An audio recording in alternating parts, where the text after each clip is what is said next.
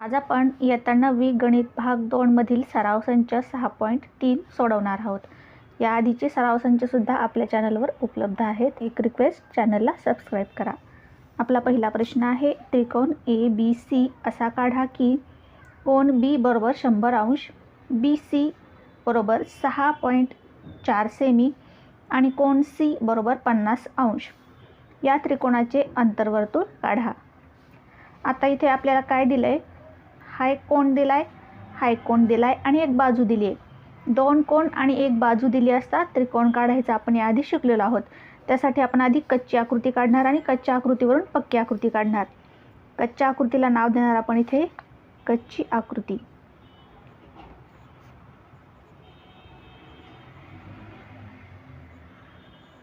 आपल्याला जी एक बाजू दिली आहे, बाजू किती दिली आहे, BC ही 6.4 सेंटीमीटरची, ती आपण त्रिकोणाचा पाया म्हणून घेणार। अशा प्रकारे ही कच्ची आकृती आहे म्हणून आपण ही मोजून काढत नाही आहोत। बाजू दिलेली आहे आपल्याला आहे BC, ही आहे 6.4 सेमीची। नंतर आपल्याला उदाहरणात B हा कोन 100 अंशाचा दिला आहे, म्हणजे इथे B वर आपण 100 अंशाचा कोन करणार। अशा प्रकारे B वर, नंतर C वर 50 अंशाचा कोन दिला आहे। C वर असा आपण इकडून मोजून 50 अंशाचा कोन करणार आणि हे दोन बाजू ज्या बिंदूत छेदतात तिथे आपला हा असेल त्रिकोणाचा A बिंदू। हा आपला असा त्रिकोण तयार होईल। नंतर आपल्याला काढायचा आहे अंतर्वर्तुळ। अंतर्वर्तुळ काढताना आपण कोणते पण दोन कोन त्रिकोणाचे दुभागतो। हा B कोन आपण काढणार 100 अंशाचा, 100 अंश। हा C कोन आपण 50 अंशाचा काढणार आणि नंतर हे जिथे एकमेकाला छेदतात तो आहे आपला त्रिकोणाचा A हा बिंदू। आता आपल्याला याचं काढायचे अंतर्वर्तुळ। अंतर्वर्तुळ काढताना आपण काय करतो, त्रिकोणाचे कोन दुभाजक काढतो। हा कोन दुभागला अशा प्रकारे आणि हा एक कोन दुभागला अशा प्रकारे। तर हा जो बिंदू मिळेल त्या बिंदूतून आपण त्रिकोणाचा अशा प्रकारे अंतर्वर्तुळ काढणार। ही आपली कच्ची आकृती आहे। आता आपण काढूया पक्की आकृती। आता पक्की आकृती काढण्यासाठी आपण आधी पाया घेणार आहोत। BC हा 6.4 सेंटीमीटरचा। आता पट्टीने आपण 6.4 सेंटीमीटर हे अंतर बरोबर मोजून घेऊया। 6च्या पुढे 4 रेषा, 6.4 आणि इकडे या बिंदूपासून, आणि ही रेषा आपण काढून घेऊया।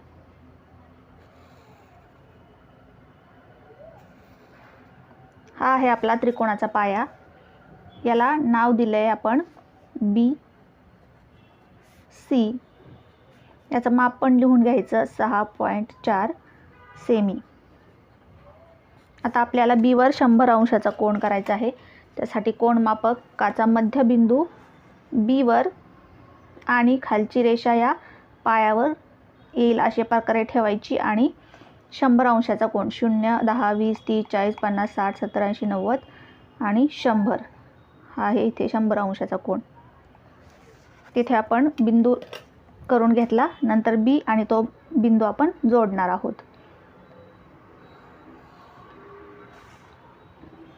या B वर याचं माप लिहून घेतलं 100 अंश। आता C वर आपल्याला 50 अंशाचा कोन करायचा आहे। कोन मापक घेतलं, कोन मापकाचा मध्यबिंदू C वर आणि ही खालची लाईन पायावर येईल अशी ठेवायची। आता आपण इकडून कोण मोजणार का नाही, पाया कुठे आहे, इकडे आहे, मग इकडून मोजणार 50 अंश। 0, 10, 20, 30, 40, 50 हा 50 अंशाचा कोन। ही रेषा आपण आणखी वाढवून घेऊया कारण हे एकमेकांना छेदले पाहिजेत।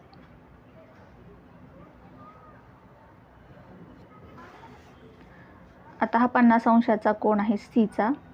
आता हा C बिंदू, हा आपण कोणाचा 50 अंशाचा बिंदू आणि ती रेषा अशीच पुढे वाढवायची की ही रेषा तिला आपण छेदली पाहिजे। पहिल्या रेषाला आपण आपली रेषा छेदली पाहिजे अशा प्रकारे ती वाढवून घ्यायची।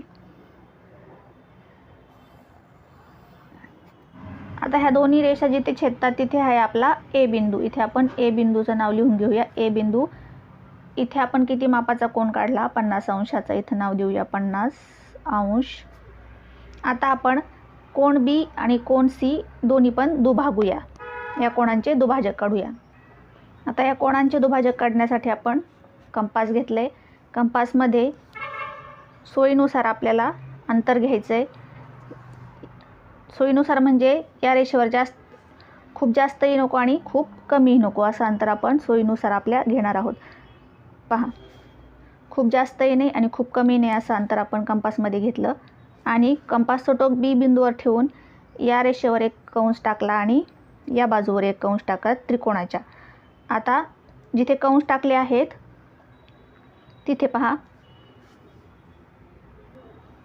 आता पुन्हा सोयीनुसार आपल्याला कंपासमध्ये अंतर घ्यायचे. जास्त कमी, खूप जास्त नाही आणि खूप कमी नाही अशा प्रकारे. आणि या पहिल्या कंसाचा आणि ज्या बाजूचा छेदनबिंदू आहे तिथे आपण कंपासचं टोक ठेवलं आणि पहा अशा प्रकारे आपण अंतर घेतलं आहे आणि इकडच्या बाजूला एक कंस करून घेतला. आता कंपासचं टोक दुसऱ्या कंस आणि बाजूचं छेदनबिंदू जिथे आहे तिथं ठेवलं आणि पहिल्या कंसाला छेदणारा कंस काढून घेतला. आता ह्या दोन्ही कंसाचे जे छेदनबिंदू आहेत तो आपण बिंदू डार्क करून घेतला. तो बिंदू आणि बी बिंदू आपल्याला जोडायचा आहे. आता हा बिंदू आणि बी बिंदू आपण जोडणारा एक किरण काढून घेणार आहोत. अशा प्रकारे हा एक किरण आपण काढला. यामुळे काय झालंय? बी या कोणाचे समान 2 भाग झाले आहेत, म्हणजेच हा कोण आपण दुभागला आहे. आता सी कोण दुभागूया. तीच पद्धत आहे. आता आपण कंपासमध्ये विशिष्ट अंतर घेणार, सी बिंदूवर ठेवणार आणि या बाजूवर एक कंस टाकणार आणि या बाजूवर एक कंस टाकणार. आता पुन्हा कंपासमध्ये विशिष्ट अंतर घेऊन, जास्त कमी नाही आणि खूप जास्तही नाही, अशा प्रकारे अंतर घेऊन किती घेतलं तरी चालतं. अशा प्रकारे अंतर घेऊन आता या कंसाच्या आणि बाजूच्या छेदनबिंदूवर कंपासचं टोक ठेवून इकडच्या बाजूला एक कंस टाकायचा.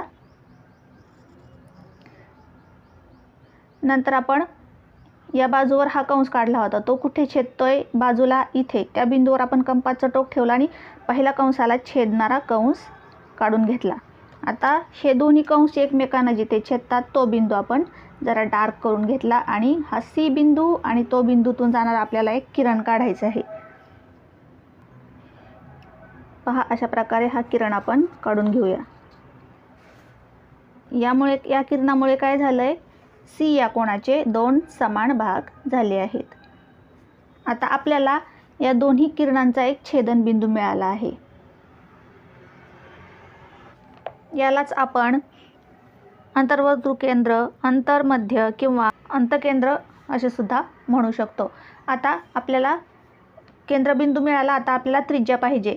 त्रिज्या म्हणजे आपण त्रिज्या कोणती घेणार बघ, की या बिंदूतून कुठल्याही एका बाजूवर त्रिकोणाच्या लंब टाकणार. आता आपण लंब दुभाजक काढून सुद्धा टाकू शकतो किंवा गुण्याने सुद्धा टाकू शकतो. आपण इथे गुण्याने लंब टाकूया. आता गुण्या कसा ठेवायचा? ही बाजू ह्या रेषेवर, आपल्याला या रेषेवर लंब टाकायचं म्हणून ही बाजू या रेषेवर आणि ही बाजू या बिंदूवर ठेवायची आहे. अशा प्रकारे. आणि अशा प्रकारे हा लंब काढून घ्यायचा आहे. अशा प्रकारे आपण हा लंब टाकला. आता ही एवढी त्रिज्या घेऊन आपण अंतर्वर्तुळ काढणार. टोक इथं ठेवलं आणि एवढी आपण त्रिज्या घेतली कंपासमध्ये आणि आता या त्रिज्येने आपण अंतर्वर्तुळ काढणार आहोत. सर्व बाजूंना स्पर्श करणारं अंतर्वर्तुळ.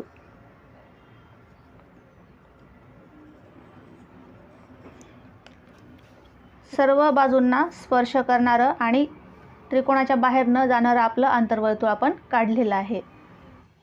आपला दुसरा प्रश्न आहे, त्रिकोण PQR असा काढा की कोण P बरोबर 70 अंश, कोण R बरोबर 50 अंश, QR बरोबर 7.3 सेंटीमीटर या त्रिकोणाचे परिवर्तुळ काढा. आता इथे आपल्याला एक बाजू आणि 2 कोण दिले आहेत. आपण जी बाजू दिली आहे ती पाया म्हणून काढून घेतली आहे कच्च्या आकृतीमध्ये. त्याला नाव दिलं आहे QR. आता या उदाहरणात आपल्याला कोण P दिला आहे.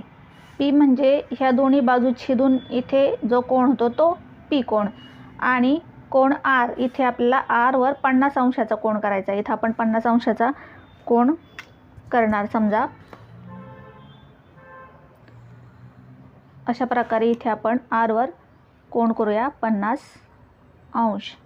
नंतर आपल्याला आता हा कोण माहीत नाही. आता हा कोण आपल्याला माहिती पाहिजे, कारण हा कोण काढून आपण दोन्ही कोण जिथे छेदतात तिथे येईल त्रिकोणाचा P बिंदू. मग आपल्याला P कोण माहिती असून उपयोग नाही. आपल्याला Q कोण किती मापाचा आहे तो माहिती पाहिजे. त्यासाठी आपल्याला Q कोण किती मापाचा आहे ते काढावं लागेल. Q कोणाचं माप आपल्याला कसं काढता येईल.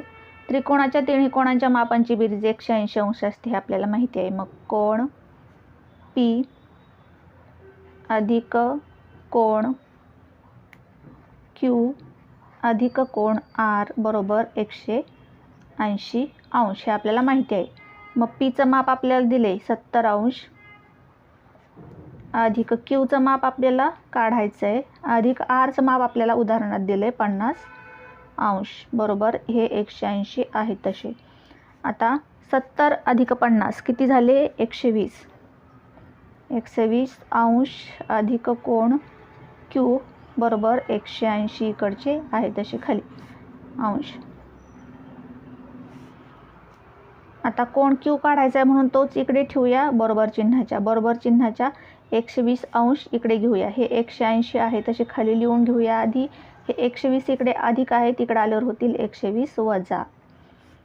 मग कोण Q बरोबर किती आला 180 वजा 120 किती आले 60. कोण Q आला 60 अंशाचा. म्हणजे आपण इथे कोण Q वर किती अंशाचा कोण करणार 60 अंशाचा कोण करणार.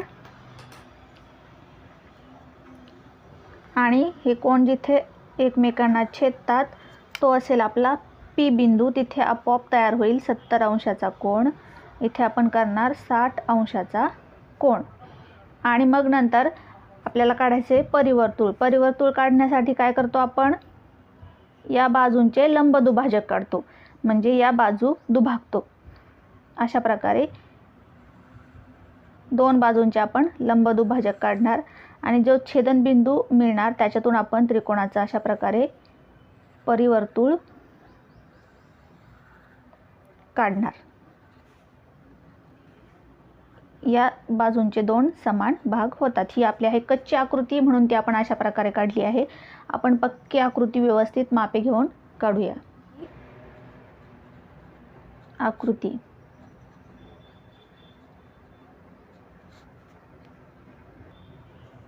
आधी आपण काढणार पाया. पाया किती सेंटीमीटरचा 7.3 सेंटीमीटरचा पाया आपल्याला इथे दिला आहे म्हणून आपण 7.3 सेंटीमीटर बरोबर पट्टीने मोजून पाया काढणार. 7च्या पुढे 3 रेषा 1 2 3.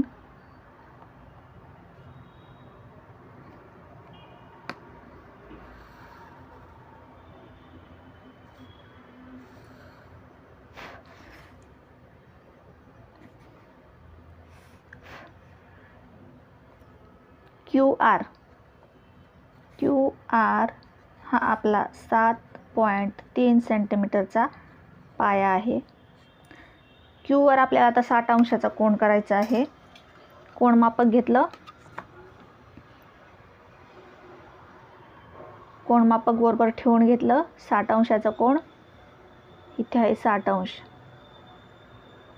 60 अंशावर एक बिंदू करून घेतला. आता हा बिंदू आणि हा Q बिंदू आपल्याला जोडणारा किरण काढायचा आहे.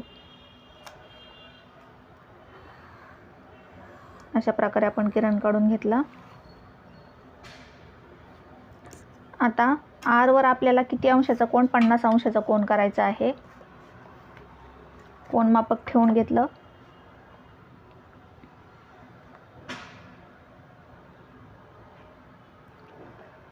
इकडून मोजणार आपण आता. हा 50 इथे येतात 50 अंशाचा कोण केला.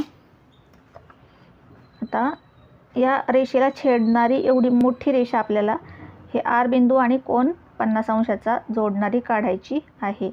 हा बिंदू आणि ह्या रेषेला छेदणारी अशी मोठी रेषा आपण एक काढून घेतली.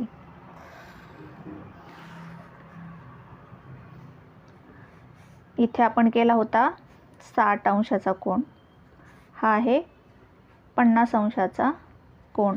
इथे आपोआप तयार झाला आहे 70 अंशाचा कोन. मोजून पाहू शकता आपण कोनमापकाने. हा इथे आपला आहे आता पी बिंदू. हे जिथे दोन्ही छेदतात तो आपला पी बिंदू. आता आपला त्रिकोण तयार झाला. आता आपल्याला काय काढायचं आहे? परिवर्तुळ, म्हणजे त्रिकोणाच्या तिन्ही शिरोबिंदूतून जाणारं परिवर्तुळ आपल्याला इथे काढायचं आहे.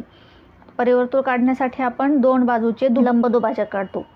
आपण पी क्यू या बाजूचा लंबदुभाजक काढू. यासाठी आपण कंपास घेतला आहे. कंपासमध्ये आपण पी क्यू या बाजूच्या निम्म्यापेक्षा जास्त अंतर कंपासमध्ये घेणार.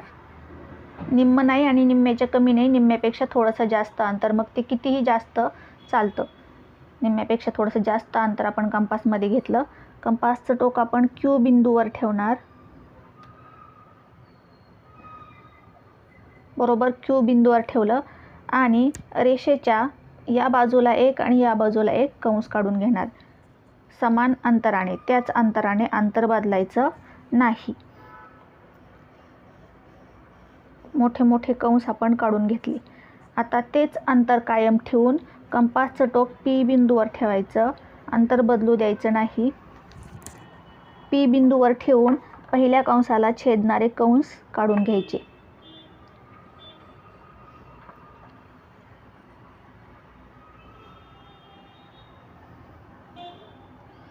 अशा प्रकारे पहा, इथे एक आणि इथे एक पहिल्या कंसाला छेदणारे कंस मी काढून घेतले. आता या कंसांचे छेदनबिंदू जे आहेत ते आपण डार्क करून घेतले आणि हे छेदनबिंदू आपल्याला जोडायचे आहेत. दोन्ही कंसांचे छेदनबिंदू आपण जोडून घेणार आहोत.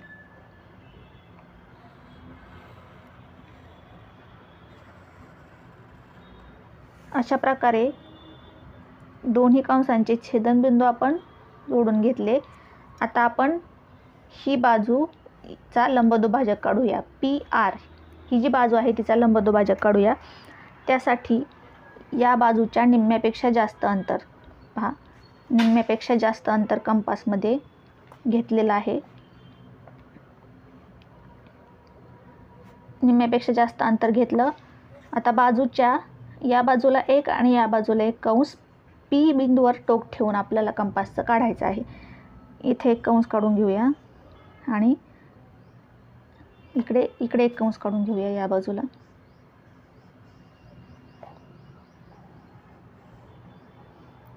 आता तेच अंतर कायम ठेवून क्यू बिंदूवर आर बिंदूवर कंपासचं टोक ठेवलं. पहिल्या कंसाला छेदणारे कंस काढून घेतले. इकडे पहा, अशा प्रकारे हा कंस काढून घेतला. आता ह्या दोन्ही कंसाचे छेदनबिंदू आणि या दोन्ही कंसांचा छेदनबिंदू डार्क करून घेतला. पट्टीने हे बिंदू आपण जोडून घेतले.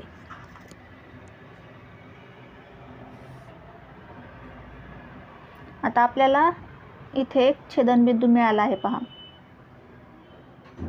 दोन्ही लंबदुभाजकांचा छेदनबिंदू हा आहे आपल्या परिवर्तुळाचा केंद्रबिंदू. दोन्ही लंबदुभाजकांचा हा छेदनबिंदू जो आहे तो आहे आपल्या परिवर्तुळाचा केंद्रबिंदू. यातून आपण या केंद्रामधून आपण परिवर्तुळ काढू शकतो. काय करायचं? कंपासचं टोक या केंद्रावर ठेवायचं आणि आपला एका शिरोबिंदू इतकं अंतर आपण कंपासमध्ये घ्यायचं. हा आहे क्यू शिरोबिंदू. या शिरोबिंदू इतकं अंतर आपण पहा कंपासमध्ये घेतलं आहे आणि त्या अंतराने आपण वर्तुळ काढूया. पहा, तिन्ही शिरोबिंदूतून हे वर्तुळ जात आहे. अशा प्रकारे तिन्ही शिरोबिंदूमधून हे वर्तुळ गेलेलं आहे आणि हे आहे आपलं परिवर्तुळ. आता पहा, या लंबदुभाजकाने ही आणि ही बाजू समान दुभागली गेली. नंतर या लंबदुभाजकाने ही बाजू छेद समान दोन भाग झाले. आणि हा आहे आपला केंद्रबिंदू, याला आपण नाव देतो सी.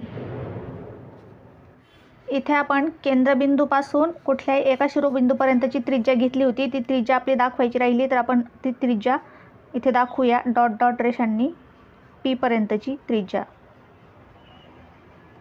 अशा प्रकारे दाखवली. आणि हे इथे लंब दुभाजक आहेत, म्हणजे इथे काटकोन होतो. हे काटकोन सुद्धा आपण इथे दाखवूया.